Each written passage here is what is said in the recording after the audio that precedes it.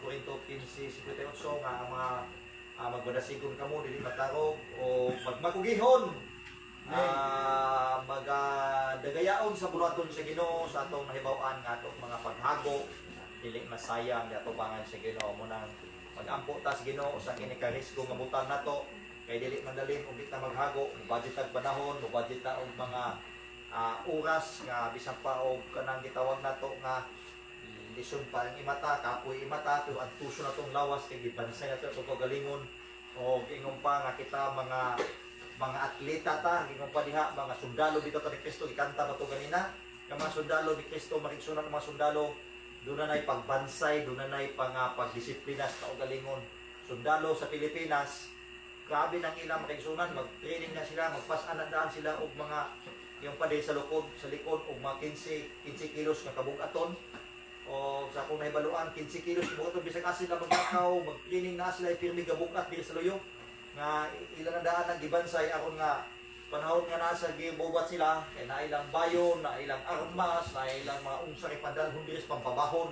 anad na sila pero mo pa imong ibaba mo pa igira wa di ka maanad lisod ang imo mo nang gibansay daan kita nga mga anak sa Ginoo bansayon ta daan diha sa pamaagi kay mga atleta man ta mga sundalo man ta ni Kristo di ba gibansay ta sa Ginoo aron nga sa panahon makigsunan sa pag-asdang nato makasugakod na ta makasukol ta makaigsunan amen o dili masayang atong mga paghago diha sa Ginoo praise God amen sa may ginaampo na to kanunay kada adlaw mga project na to mga bulato na to pagpagpukaw sa Ginoo di ba unya yung pa nga adunay may resulta atong mapaghago ilibot na to ning banbanon makigsunan kapito unya katapusan dito sa babaw atong yung sama na to ilians na to nya adun hindi kaingon nga kalimtan na to makigsunan kay naghago tag kadlawon matsa-matsa kapoy ang lawas na to kuno na naong lami ka to gas patos kadlawon naglibot ta ining banbanon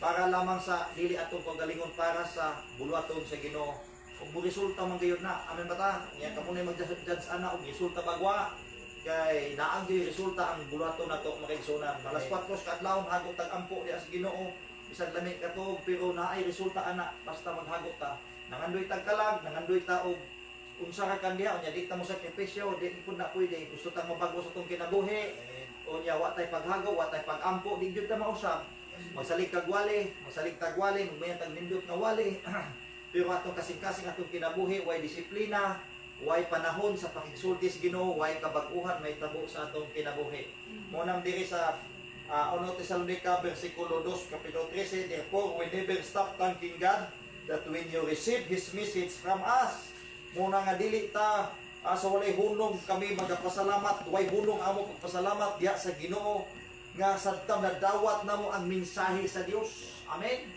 nga mao ba ta anak makaigsunan kabati tanan pulong sa Ginoo makaigsunan pasalamat ta sa Ginoo nga gingon pa nga iyang pulong maoy usa ka butang nga magahatag nato og giya sa atong kinabuhi makabago sa atong kinabuhi amen bata una nga ingong pa nga ko ng pulong sa Ginoo atong madunggan unya mo rebuild tas pulong sa Ginoo sama ka makaigsunan nga ingong pa nga wa oy kapuslanan ang pulong sa Ginoo sa atong kinabuhi. Amen. Kung ang pulong sa Ginoo makaigsunan dili mo epekto sa tua, dili mo talab ang pulong sa Ginoo kung sa tambay pa nga dili mo talab ang tambal sa atong lawas, may diferensya ang atong lawas. Kung atong kasing-kasing ang pulong sa Ginoo makaigsunan walay impact, dili mo talab sa atong kasing-kasing, naay dakong problema sa atong kinabuhi. No wa kay kabaguhan hitabo sa imong kinabuhi, way kausaban kay ang pulong sa Ginoo wa muduyot sa imong kasing-kasing. Wa man lihok ang pulong sa Ginoo tungod kay naay dakong problema sa atong kinabuhi. Amen. Never stop thanking God that when we receive His message, as you didn't think of our words as mere human ideas. Dili lamang makaigsunan nga ingong pa nga kaugalingon nga nato nga mga panghuna-huna. Kagalingon lamang makaigsunan nga pulong human ideas. Sa may human ideas, tawhanon nga mga panghuna-huna. Amen. Kung dili pulong sa Ginoo, maoy gayong pa atong pasikaran sa atong kinabuhi. Muna na kini atong una-una makaigsunan ipabag-o gid sa Ginoo mo gigon sa Roma 12. Kay diha sa atong una-una makaigsunan ana diha magkita nato nga kun unsay gibutang sa atong una-una mao kana ang mabuhat nato mo resulta kung sa atong lawas. Kun atong una-una walay pagbag-o, walay pag-receive sa iyang mga pulong, way may tabo sa atong kinabuhi mga kaigsunan. Amen. Di ba? O nanging bersikulo ni Brad Bilben nga ang mga taong dautan dili isagol sa mga taong matakaw silutan gayud sila. Kung kita dili namutuman sa pulong sa Ginoo, silutan gyud ta sa Ginoo, di gyud mo usab ni atong kinabuhi. Gipangga pagid nato ni sa atong kinabuhi mo siya mabutang problema nato. Kay nahibaw itang sayop nganong ato man panggaon. Di ba? Higugmaon man nato ang dautan, higugmaon man nato ang saya. Di man nato siya buhian. Amen. Tungod kay ngano man dili mo talab ang pulong sa Ginoo sa atong kinabuhi kay naay problema gadto sa atong kinabuhi. Amen bata. Way pag gitawag pa way pag pili-pili sa pulong sa Ginoo kun dili ang tanan atong tumanon, ang tanan atong buhaton. Praise God. Amen bata. Yapito kita ko video ganyan ko tatan ako sa Facebook na diha kunoy kinikide maniato istorya. Tako siya nga yung siya nga nibidya na pus nibidya ko sa Katoliko kunya nagplano pud siya mobalik kuno sa Katoliko. Video man tong nakitaan mo tong nagpatambag siya makigsunan o pastor man siguro to, di man siguro to Katoliko, presbyteron siya bato siya. Bisag sakto ka jud kan nibidya ka sa imong pagkakatoliko. Kaya nga naman, ang pare, di mo tudlo ni mo nga unsay mahitabo ninyo sa inyong kinabuhi. Di mo tudlo ng pare ninyo mga bisyo nga undang mo sa bisyo, di mo tudlo ng pare, di ba? Wa na sa ilang imong pagkinabuhi, pagkabalaan mo ng sakto kuno ka mo undang. O lagi na nga ang mga tao, eksunan nga, unsay mahitabo ni mo, dili nga kuno na makialam kuno ng pare. Amo ba na? Pero diri sa mga pasto, tagpan jud ka.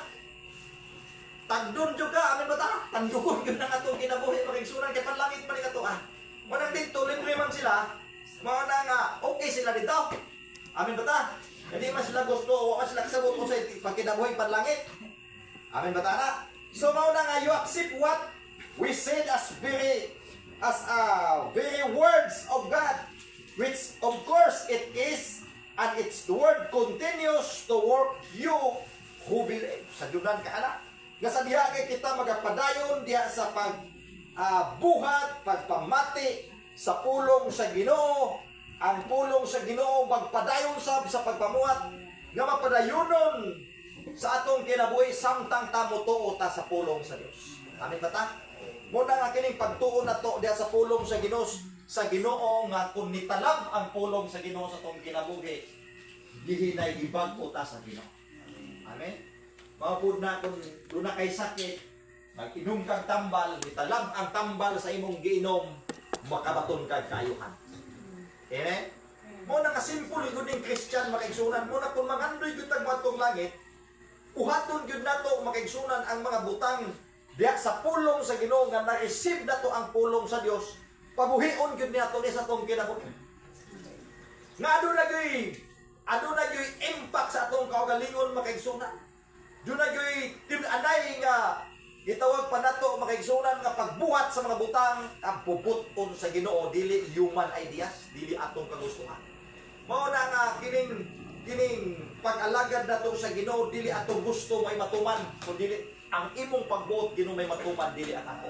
Mao na kung magbuot ka sa imong kaugalingon ay di na lang ka magmaynaw sa pulong sa Ginoo, magyo hinungdan. Kaya ang Ginoo makaigsunan gusto nga kita siya mo ay magbuot sa atong kinabuhi. Mabitaw ka ito sa Galacia 2:20 nga dili na ako ang nabuhi sulod nako kundi si Kristo na. Nga ang kinabuhi nako dili na ako kun siya na ang niya sulod nako. Mo na nga dili na ikaw sa imong kaugalingon. Mabitaw na. Doon ay mga pagkampong kaigsunan.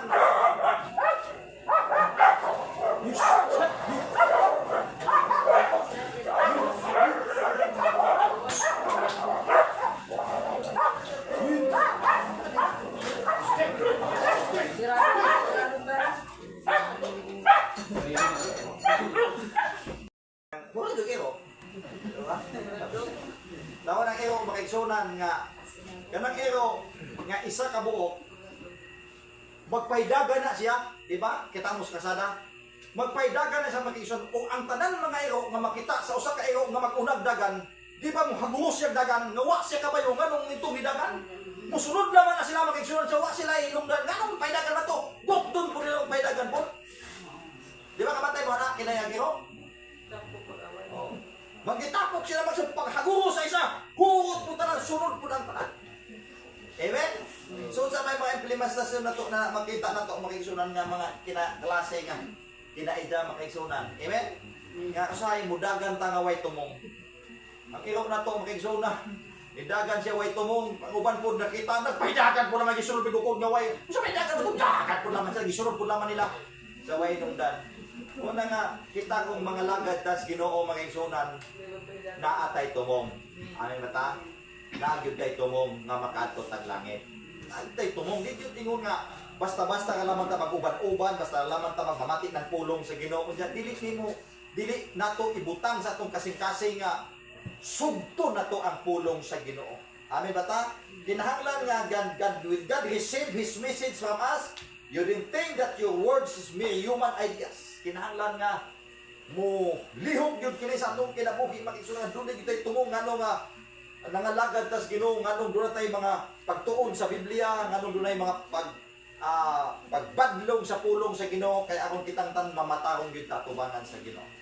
Mao na ina na gyud ang sekreto mo na gusto ta matong langit ato gyud ikorehir atong kaugalingon atong buksan atong kaugalingon makigsunan nga ang pulong sa Ginoo adunay kinabuhi nga mubag-o sa atong kaugalingon. Amin ba ta? Kung huwag kabaguhan may tabo sa atong kinabuhi, naay dakong problema sa atong kaugalingon. Naay dakong problema makaigsunan.